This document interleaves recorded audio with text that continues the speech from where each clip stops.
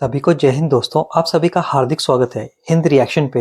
आशा करता हूँ कि आप सभी लोग बहुत अच्छे होंगे। तो आज हम आपके लिए एक इंटरेस्टिंग और एक बहुत ही दमदार वीडियो लेकर आए जिसमें आप देखेंगे भारत की दो बहादुर और सशक्त महिलाओं को। एक तरफ आप देखेंगे भारत के वरिष्ठ पत्रकार अदिति त्यागी जी को, इनके स्पेशल गेस्ट होंगी भारतीय शेरनी और सुप्रीम कोर्ट की दबंग वकील हम सबकी चहेती नाजिया इलाही खान जी। तो ये वीडियो काफी इंटरेस्टिंग होगी, आपको बहुत कुछ जानने को मिलेगा और मजा आएगा। तो अंत तक देखें और चैनल पे नहीं है तो चैनल को सब्सक्राइब कर दें ताकि हम आपके लिए लेटेस्ट इंटरेस्टिंग और दमदार वीडियोस लाते रहें। तो चलिए पहले ये वीडियो देखते हैं और अंत में इसके बारे में बात करेंगे। जय हिंद, जय भारत। नमस्कार, आपके साथ मैं अदिति त्यागी और मेरे साथ नाजिया इलाही खान, मुस्लिम एक्टिविस्ट हैं, पॉलिटिकल एनालिस्ट भी हैं और अपने ओजस्वी बयानों के लिए जानी जाती हैं। और कई ऐसे स्टेटमेंट्स इनके रहते हैं जिन्हें आप वायरल होते हुए देखते हैं। क्वेश्चन करती हैं जिस फेथ में है उसे और उसमें सुधार की बात करती हैं। तो आज नाजिया को मैं इसलिए लेकर आई क्योंकि दिल्ली विधानसभा के चुनाव हुए। और नाजिया, सबसे पहले तो मैं मुद्दे पे आऊं, बहुत बहुत स्वागत, धन्यवाद, आभार, टाइम निकाला है आपने, थैंक यू। हाँ, हर हर महादेव। अदिति जी, जब भी आपके साथ बैठती हूँ मतलब कुछ अच्छी कन्फ्रंटेशन होती है, कुछ अच्छा डिस्कशन होता है, इसलिए जितनी भी बिजी रहो मैं आपके साथ जरूर बैठती हूँ। Thank you. You have always been very kind to me and I really appreciate this, seriously. So thank you for that. चलो, आज मैं जो आपसे डिस्कस करना चाहती हूँ नाजिया, वो ये है कि एक तरह से कहा जाता है बीजेपी की सुनामी आती है और आम आदमी पार्टी जो 22 सीट जीत पाती है, वो 22 सीट में से 7 सीटें ऐसी हैं जहां पर मुस्लिम्स जो हैं उनका कंसिडरेबल नंबर है, एक प्रभाव है, ठीक है। और एक सीट जो नहीं जीत पाती है आम आदमी पार्टी, वो सीट है जहां पर मुस्लिम वोट्स स्प्लिट होते हैं। और वो आप देखें, उसमें मैं आऊंगी उसके पहलू पर, लेकिन सबसे पहले मेरा जो एक बहुत बेसिक सवाल है, क्योंकि मैं इन इलाकों में गई, मैंने वहां पर जो लोग रहते हैं, यानी मुस्लिम से भी बात की, हिंदू से भी बात की, वहां पर इंफ्रास्ट्रक्चर के चैलेंजेस है, वहां पर पानी नहीं आता, वहां बिजली को लेके लोग परेशान रहते हैं, इन द सेंस की बिजली एक्सपेंसिव पड़ती है। ये सब चुनौतियां हैं, सड़क नहीं है। मुझसे खुद मैं मुस्तफाबाद गई थी और काफी टाइम मैंने पूरा दिन वहां पर कॉन्स्टिट्यूएंसी में बिताया। वहां पर एक लड़के ने मुझसे कहा कि मैम, अगर यहाँ पर किसी को इमरजेंसी में ले जाना हो तो आप इमरजेंसी में उसे पहुंचा नहीं पाएंगी, वो जो व्यक्ति है उसके प्राण निकल जाएंगे। ऐसे चैलेंजेस के बीच आज भी ऐसा क्यों लगता है और दिखता है कि मुसलमान जो है वो विकास के बदले मजहबी बंधन में बंधा हुआ है? क्यों है ऐसा? अदिति जी, मैंने प्रैक्टिकली ट्रिपल तलाक के वक्त में मैंने सुप्रीम कोर्ट, इस देश के सर्वोच्च न्यायपालिका में देखा था कि काले कोट में और गाउन में जज मुस्लिम थे और उन्होंने ट्रिपल तलाक बैन में अपने राय में, अपने जजमेंट में उन्होंने कहा था कि मैं इसको बैन नहीं कर सकता। जो जज ये ओथ लेते हैं कि वो संविधान की रक्षा करेंगे, उन्होंने ये कहा था। आपको याद होगा कि 3 जजेस की बेंच थी जिसमें से 2 जज ने सिग्नेचर किया था कि ट्रिपल तलाक बैन होना चाहिए था और एक जज मुस्लिम थे जिन्होंने कहा था कि नहीं होना चाहिए। तो मुसलमानों के लिए देश बाद में है, संविधान बाद में है, इंसानियत बाद में है, डेवलपमेंट बाद में है, इंप्रूवमेंट बाद में है, शिक्षा बाद में है, मातृभूमि बाद में है, सबसे पहले इस्लाम है। और यहां पर इस्लाम भी नहीं, मैं आपको ये भी बता दे रही हूं कि ये जो फेक एजेंडा है ना कि ये इस्लाम के रखवाले हैं, ये इस्लाम के ठेकेदार हैं, इसलिए इन्होंने अमानतुल्लाह को दोबारा जिता दिया, इसलिए इन्होंने दोबारा मटिया महल में एक मुसलमान को जिताया है, इसलिए क्या इन्होंने ओखला में मुसलमान को जिताया है? नहीं। क्यों? भारत के मुसलमानों को क्या पता नहीं है कि अमानतुल्लाह कितना खराब आदमी है? भारत के मुसलमानों को ये पता नहीं है कि अमानतुल्लाह जो है वो रोहिंग्या मुसलमानों को झुग्गी झोपड़ी बना करके दिया था और उनको कैश पैसा भी बांटा था। ये तो भारत के मुसलमानों का पेट काटने का काम किया ना। ये जो रोहिंग्या और बांग्लादेशी मुसलमानों को बसाया उसने झुग्गी झोपड़ी में, तो ये तो भारत के मुसलमानों का पेट कटवाया। वो हमें जो 2 रोटी मिलनी थी वो हमें 1 रोटी खाने लगे और उनको 1 रोटी देने लगे। तो ये डेवलपमेंट इंप्रूवमेंट को बिल्कुल भी नहीं देखते हैं। वो उन मुसलमान नेताओं को वोट जरूर करते हैं जो मुसलमान नेता उनको उनकी क्रिमिनल एक्टिविटीज पर कंट्रोल नहीं करे, बिल्कुल भी कंट्रोल नहीं करे। वो जो क्रिमिनल एक्टिविटीज करते रहे, वो जो अश्लीलता करते रहे, वो जो बदतमीजी करते रहे, और इसके साथ साथ वो इस्लाम के मुखालफत में शरिया को ऊंचा दिखाते रहे, अल कुरान के खिलाफ नाउजुबिल्लाह जाकर के शरिया को अल कुरान का मुकाम देते रहे। ऐसे मुसलमान नेताओं को, ये जो झुग्गी झोपड़ी वाले मुसलमान है, ये जो मुस्लिम जो बहुल इलाका आता है, इसमें ये लोग जरूर अमानतुल्लाह जैसे लोगों को वोट दे करके जिताते हैं, क्योंकि कुरान कहता है मजार मत जाओ, अमानतुल्लाह कहता है मजार में फंडिंग करो और मजार को और खूबसूरत बनाओ। कुरान कहता है कि तुम सिर्फ अल कुरान को मानो, लेकिन अमानतुल्लाह जैसा जो जाली मुसलमान नेता है वो कहता है कि शरिया को मानो।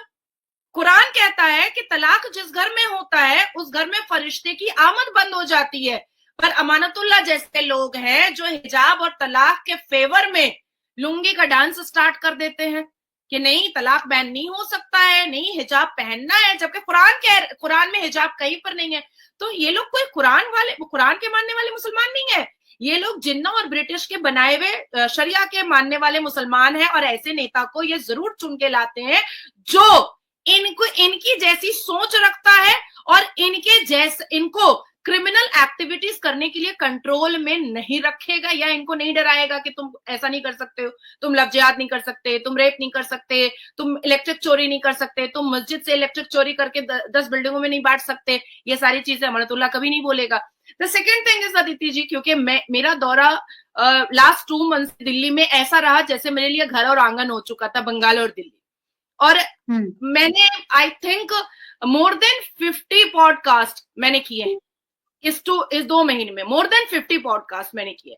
तो मैं जब शाहीन बाग गई, मैं जब चांदनी चौक गई, चांदनी चौक का पिछला पूरा एरिया में गई हूँ, और जो इंफ्रास्ट्रक्चर का बद से बदतर हालत मैंने देखा, जो यमुना नदी का बद से बदतर हालत मैंने देखा, उस पर आप देखिए कि उसके बावजूद भी जो मुसलमान चांदनी चौक में नाक पे रुमाल रख करके चल रहे हैं, जो मुसलमान शाहीन बाग में कचड़े के ऊपर बैठ करके संतरा और नींबू बेच रहे हैं, वो भी मुसलमानों ने डेवलपमेंट और इम्प्रूवमेंट को नहीं एक्सेप्ट करके वही लुंगी छाप मुसलमान को अपना नेता चुना और बनाया। मुसलमानों ने खुल करके सैलाब की तरह वोट डाला ताकि बीजेपी की सरकार ना बने। लेकिन इस बार अदिति दी, लेकिन इस बार हिंदू का वोट भारी पड़ गया मुसलमानों के सैलाब पर, और भारतीय जनता पार्टी की जीत हुई, और बहुत जबरदस्त जीत हुई है। ये तो पूरे बैंड बाजा बारात वाली जीत हुई है भारतीय जनता पार्टी की। ये जो आपने बातें की ना नाजिया, इसमें बहुत सारे मेरे पास सवाल हैं। आपने एक बहुत अच्छी चीज हाईलाइट की, आपने कहा ये वो मुसलमान नहीं जो कुरान के मुताबिक चलता है, ये वो मुसलमान है जो आपको कंट्रोल और डोमिनेशन की बात करता है, जो अपने को बड़ा दिखाना चाहता है कि मैं बड़ा हूं, हिंदू से बड़ा हूं, मैं हिंदू को कंट्रोल कर सकता हूं। ये उस सोच वाले मुसलमानों को नेता के तौर पर चुने जाने की बात आपने कही है। दरअसल मैं जिन 7 कॉन्स्टिट्यूएंसीज की बात कर रही हूँ, थोड़ा सा जो लोग हमें देख और सुन भी रहे हैं नाजिया, मैं चाहती हूँ हम उन्हें बता देते हैं कि ये 7 कॉन्स्टिट्यूएंसीज हैं कौन कौन सी। तो इसमें एक तो जैसे अभी जिक्र किया नाजिया ने, अमानतुल्लाह खान जो कि ओखला से आते हैं। इसके अलावा मुस्तफाबाद है, मुस्तफाबाद कॉन्स्टिट्यूएंसी पे मैं डिस्कशन करूंगी कि वहां पर मुस्लिम कैंडिडेट नहीं, इस बार हिंदू कैंडिडेट की जीत हुई है। और वहां से ताहिर हुसैन जो कि दिल्ली दंगों के आरोपी हैं, उनके बारे में मैं अलग से नाजिया से अभी सवाल करूंगी। इसके अलावा आपको बता देते हैं चांदनी चौक, बल्ली मारन का भी नाजिया जिक्र करी थी, वहां से इमरान हुसैन, तो और चांदनी चौक, और इसके अलावा सीलमपुर, मटिया महल, ये वो सारी कॉन्स्टिट्यूएंसीज हैं जहां पर मुस्लिम्स जो हैं उनका नंबर जो है वो काफी बड़ा है। तो आप ये समझे कि पिछली बार 5 मुस्लिम कैंडिडेट आए थे, इस बार और ये पांचों के पांचों आम आदमी पार्टी से थे, इस बार 4 मुस्लिम कैंडिडेट आए हैं। एक सीट पर आम आदमी पार्टी को हार दरअसल इसलिए झेलनी पड़ गई, जो कि मुस्तफाबाद सीट है, जिसके बारे में मैं नाजिया से बात भी करना चाह रही थी। वहां पर असदुद्दीन ओवैसी ने दिल्ली दंगों के आरोपी ताहिर को मैदान में उतार दिया। और यहाँ पे नाजिया मैं बताना चाहती हूँ, मैं गई वहां पर, और मेरे ये जो लोग हमें देख रहे हैं वो जाकर सोशल मीडिया पर वो क्लिप्स है बाकायदा, वहां पर मुझसे मुसलमान क्या कहता है, वहां पर मुझसे मुसलमान ये कहता है कि ये एक्यूज्ड नहीं है, ये विक्टिम है। कौन? ताहिर हुसैन विक्टिम है, एक्यूज नहीं है। वो मुझसे कहता है अरे अरविंद केजरीवाल से वो इसलिए नाराज था क्योंकि उसने ताहिर हुसैन, जो कि आम आदमी पार्टी के पार्षद हैं, थे, उनको जेल जाने दिया। इसलिए वो अरविंद केजरीवाल से नाराज था। वो इसलिए नाराज नहीं था वोटर की ताहिर हुसैन ने कुछ गलत किया था। तीसरी बात जो वहां पर मुझे देखने सुनने को मिली, लोगों ने कहा कि हमारे ताहिर हुसैन जैसे बड़े सारे भाई अंदर हैं, अगर हम इनको जिता देंगे तो वो सब जेल से बाहर आ जाएंगे। तो आप ये देखें कि एक तरफ तो वो पार्टी असदुद्दीन ओवैसी जो विदेश से पढ़ के आए हैं, बहुत बड़े बैरिस्टर हैं, वो टिकट किसे दे रहे हैं? दिल्ली दंगों के आरोपी को, और जिसके बारे में कोर्ट तक में कहा गया कि वो उस मॉब को लीड कर रहा था जिसने आईबी का जो अधिकारी थे उनको मारा था। ठीक है, उसके लिए ये लोग कहते हैं ये तो पीड़ित हैं, ये तो जेल में इनको जबरदस्ती डाल रखा है, अरे ये तो विक्टिम है। ये क्या है? ये है क्या? ये सोच क्या है? क्योंकि मेरा तो ऐसे लोगों से आमना सामना हुआ है, मैंने उनकी बात सुनी है। मैंने वहां पर ये तक कहते हुए सुना लोगों को कि हम किंग बनने में यकीन नहीं रखते, हम किंग मेकर बनते हैं। हम वहां पे मुझसे कहा नाजिया, अरविंद केजरीवाल की बागडोर अपने हाथ में रखेंगे जब तक जैसा हम कहेंगे, ये कैमरा पर है, मैं नहीं बता, अपने से नहीं बना रही हूं, जब तक जैसा हम कहेंगे तब तक हम उसकी सरकार चलने देंगे, और जब वो हमारी बात करनी सुननी बंद कर देंगे तो हम बागडोर खींच लेंगे और सरकार गिरा। अदिति दी, हमारे ना हम जब नमाज पढ़ते हैं तो 4 खुल को हम पढ़ते हैं, जिसमें से एक आता है कुल या अय्युहल काफिरून ला अबुदु मा तअबुदूना वला अंतुम आबिदूना मा अबूद। जिस कुल में, कुल का मतलब होता है कि काफिर जो बुत परस्त है वो आप अपने ही बुत की परस्ती करोगे और मैं अपने अल्लाह की इबादत करूंगा, इसलिए तुम्हारा जो सोच है, तुम्हारा जो इबादत है वो तुम्हारे हवाले, और मेरा जो इबादत है वो मेरे हवाले, लकुम दीनुकुम वलिय दीन। ये खत्म हुआ, ठीक है। पर जैशे मोहम्मद क्या करता है? रेप भी करता है, बम भी फोड़ता है, मासूमों की जान भी लेता है, बिल्डिंगें भी उड़ाता है। हिफाजतुल इस्लाम, हरकतुल इस्लाम क्या करता है? यही करता है। क्या अल कुरान की किसी भी आयत में एक भी सूरा ऐसा है, एक भी पारा में ये लिखा हुआ है कि आप किसी को हिंदू बोल करके आप रेप कर सकते हो? जो बांग्लादेश में अभी हमने देखा, हमने मोपला में देखा था, हमने मालाबार में देखा था, हमने कश्मीर में देखा था। तो ये जो भगदड़ी जो मुसलमान है, एक होता है सुन्नते रसूल के मानने वाले मुसलमान जो अमन रसूल वाले होते हैं, जो अमन और शांति वाले होते हैं, और एक होते हैं सुन के बने हुए मुसलमान। तो इनके नजर में ये जो, जैसे कोई इमाम मस्जिद में रेप करता है और वो अरेस्ट हो जाता है, और वो जब वो अरेस्ट होता है ना, तो इनको ये नहीं लगता है कि भाई वो तो बलात्कार किया था मस्जिद अल्लाह के घर के अंदर, इसलिए उसको अरेस्ट किया गया है। ये सीधा क्या बोलते हैं, अरे ठीक है, शैतान हावी हो गया, वो रेप कर दिए बच्ची का, हो गया, ठीक है, कंपनसेशन दे दिया जाएगा, अब इसमें इतना इमाम साहब को इतना जेल खटवाने की क्या जरूरत है।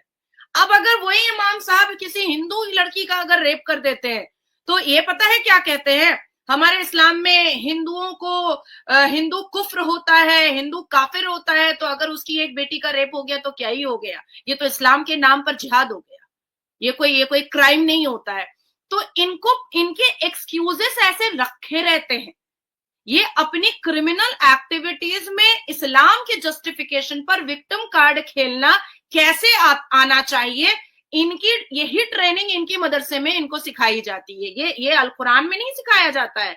अल कुरान बताता है कि तुम अमने रसूल की उम्मत हो और तुम अल्लाह के अशरफुल मखलूकात हो, लेकिन इनको मदरसे के अंदर यह सिखाया जाता है कि तुम जब जब घिनौनी हरकत करोगे, तुम जब जब आतंकी हरकत करोगे, तुम जब जब जिहादी हरकत करोगे, तब तब तुम इस्लाम के जस्टिफिकेशन पर अपना विक्टिम कार्ड खेल लेना। और यही वजह है कि दिल्ली दंगा के इंसान को, जब ऐसे व्यक्ति को, इतने बड़े क्रिमिनल को, जब असदुद्दीन अवैसी जो रजाकार फौज का आखिरी सिपाहसालार है, जो पाकिस्तानी मुखबिर है, जो लोकतंत्र के मंदिर में फलस्तीन जिंदाबाद का नारा लगाता है, उसने एक क्रिमिनल को, एक जिहादी आतंकी को टिकट दिया, और मुसलमान देखिए कि कैसे उसको विक्टिम बना रहा है और उसको इस्लाम के जस्टिफिकेशन पर उसको बिल्कुल क्लीन शीट दे रहा है।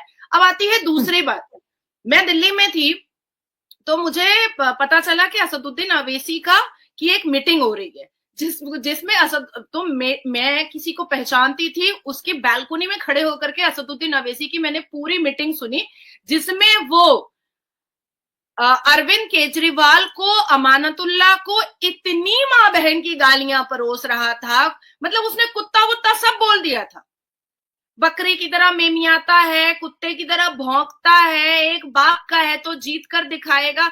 उसके बाद फिर दूसरे दिन पता चला कि अमानतुल्लाह ने भी एक पब्लिक मीटिंग बुलाई और असदुद्दीन अवैसी का पूरा पजामा खोल दिया गाली दे दे करके। अब आप सोचिए कि दोनों शरिया के लिए मरे जा रहे हैं, दोनों इस्लाम के जस्टिफिकेशन पर क्रिमिनल और जिहादियों को टिकट दे रहे हैं, वो जो था वो दिल्ली दंगे का आरोपी था, और ये जो था ये बांग्लादेशी घुसपैठियों को घुसाने के आरोप में, और एक कबाड़ी वाले के लिए केस को लेकर के अमानतुल्लाह जेल खट चुका है, और दोनों एक दूसरे मुसलमान एक दूसरे को गाली दे रहा था। इस पर भी लोगों का, मुसलमानों का दिमाग नहीं खुलता है कि ये अपनी सत्ता की लालच में पसमानदा मुसलमानों को यूज करते हैं, ये अपने चेयर की लालच में, ये अपने लग्जरी लाइफ की लालच में, ये वोट की लालच में, ये अपने आप को राजा बनाने की लालच में, बादशाह बनाने की लालच में, ये पसमानदा मुसलमानों को कुचलते चले जा रहे हैं। अब आती है तीसरी बात, क्या आज तक अदिति दी, क्या आज तक इन्होंने बुरहान वानी को कहा है कि वो आतंकी था? क्या आज तक इन्होंने कहा है कि यासीन मलिक जो है वो आतंकी है, दंगई है?